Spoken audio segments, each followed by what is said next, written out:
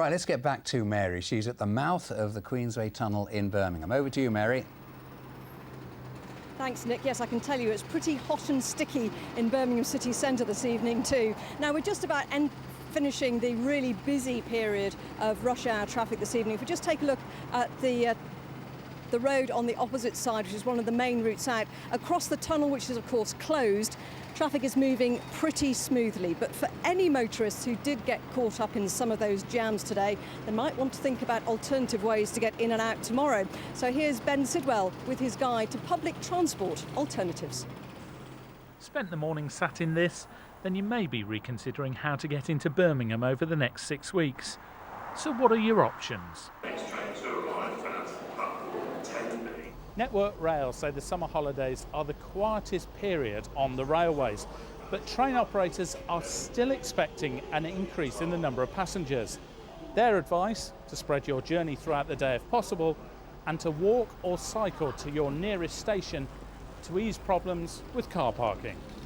To help cyclists, the City Council have installed additional bike racks and will even give your old bike the once-over for free. If you're coming in from the Black Country, you do have another option: the tram.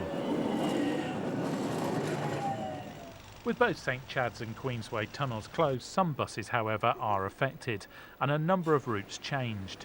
The advice is to check before you start your journey. I anticipate more people using the train as the routes get quite congested, but I don't know, we'll see. I cycled in from Moseley down the River A cycle route and then to Millennium Point, which is where I work. Going back today after like 6 o'clock, it's bad anyway, so I don't know how worse it's going to be when I get there. But what about if you don't have a choice and you need to use the car? Well, the advice then is to ignore your sat-nav and actually follow diversion signs.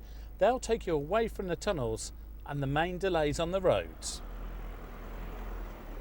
Drivers are also being encouraged to car share or use the park and ride sites on the outskirts of the city. But if you don't fancy any of those options and you live close enough, you could always walk. Ben Sidwell, BBC Midlands Today, Birmingham. So plenty of alternatives if you don't want to risk bringing the car into Birmingham over the next 6 weeks. So how's it been on the buses, trams and trains today? Let's rejoin Peter Plisner, who's at Birmingham City Council's Traffic Control Centre. And Peter, did many people opt to leave the car at home today, do you think? Well, there's not much evidence that they did. You saw the park and ride site in my film. That was pretty quiet. National Express were offering a season ticket for the whole 6 weeks for passengers. They told me last week that they hadn't sold very many of them. London Midland tonight tell me that they don't know if many more passengers were using the train. Anecdotal evidence suggests that they were quieter than normal. With me is Chris Perry from the transport provider Centro. I mean, first tell me, it doesn't appear that there has been a switch, does there? Well, it's early days yet. It's the first day of a 6 weeks closure. But what we would like to do is to remind drivers of the excellent public transport network there is in Birmingham. So if you did get stuck in any of the extra congestion today, perhaps tomorrow think about using the bus, the train, the metro, or even cycle into the city centre and avoid the queues. But is it realistic to expect people to switch? We all love being in our cars. Even if we're in a traffic jam, we've got our radios to play. We're happy, aren't we? Well, it's a really good opportunity for people who don't normally use public transport to give it a go. And as I said earlier, think about giving the cycle a run out, or if you don't live too far, how about walking into the city? That park and ride site, specially set up for this 6 week period, hardly anyone using it. That's a waste of money, isn't it? Well, the good news there is there are lots of spaces available. So as I said, if you did get caught in any of that congestion, tomorrow or over the next 6 weeks, give the park and ride site a go at Birmingham City University in Perry Bar. Only £3 return, fantastic value for money. But who's paying for it if people don't use it? Well, it's not being paid for by Centro or the City Council. The University have given us that land free of charge as their part to help keep the city moving. And just generally, how was public transport today in terms of buses getting caught in the same congestion as cars? Yeah, well, generally it worked very well. There were some issues in the morning peak in particular, but if everyone does their bit and uses public transport, we can reduce congestion on the roads for those people that really need to be there. Chris, many thanks. Well, so far so good, but that's day one. 41 days still to go. The tunnels will reopen on the 2nd of September. With that, back to you, Mary, in the Queensway tunnel.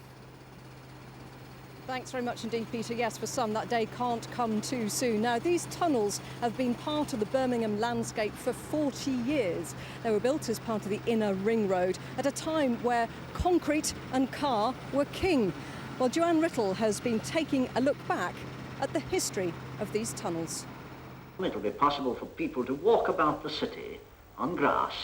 This is the man who created Birmingham's ring road. Sir Herbert Manzoni was city engineer. The ringway, incorporating tunnels, was celebrated. Work began on the first section in 1957. Nick Corbett is a town planner and author. Manzoni's vision was more about segregation of people and cars, and he thought that people should be taken away from the roads where the cars were. Church Street in the Colmore business district is full of historic buildings, framed at either end by St Philip's Cathedral and St Paul's Church. To get to St Paul's, we've got a problem because Manzoni's ring road has severed our street. It's severed Church Street, and there are 6 lanes of traffic there. And to get to the other side of the road, we need to take a pedestrian bridge, which is a very hostile environment. So for pedestrians, it's actually very difficult to get from the Colmore business district to the Creative Jewellery Quarter. St Chad's Cathedral, close to Birmingham's inner road system, was built in 1840. Unlike dozens of Victorian buildings, St Chad's Cathedral was spared demolition. The ring road and tunnels curve around it. The Bishop's Palace, however, was destroyed. It would have stood right where the road is now. This is Suffolk Street, but before the ringway, this is how it looked in a picture by amateur photographer Dennis Norton in the 60s. Are any of these old buildings still in existence? None of the old buildings are there. Everything's changed. Mark Norton never knew his father, but his book and website is a collection of his pictures, including some before the tunnels were built. I think he knew exactly what was going to happen to Birmingham with the introduction of the ring road, and he went out there and took photographs all around the route. I think it was very forward thinking in the day, back in 1958, 1960s, that he started doing all this work. Nowadays it's quite common. Each picture was labelled. Ringway is written here, but the popular story is when our monarch came to open the Queensway tunnel in 1971, she inadvertently referred to the whole inner ring road as the Queensway, a name it retains today. Joanne Riddle, BBC Midlands Today, Birmingham.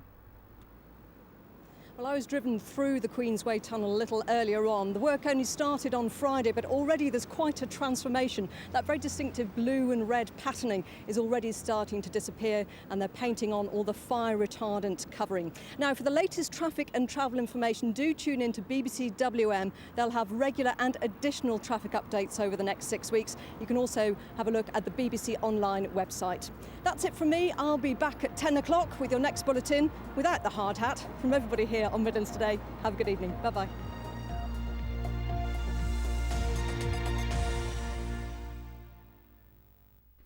Next on BBC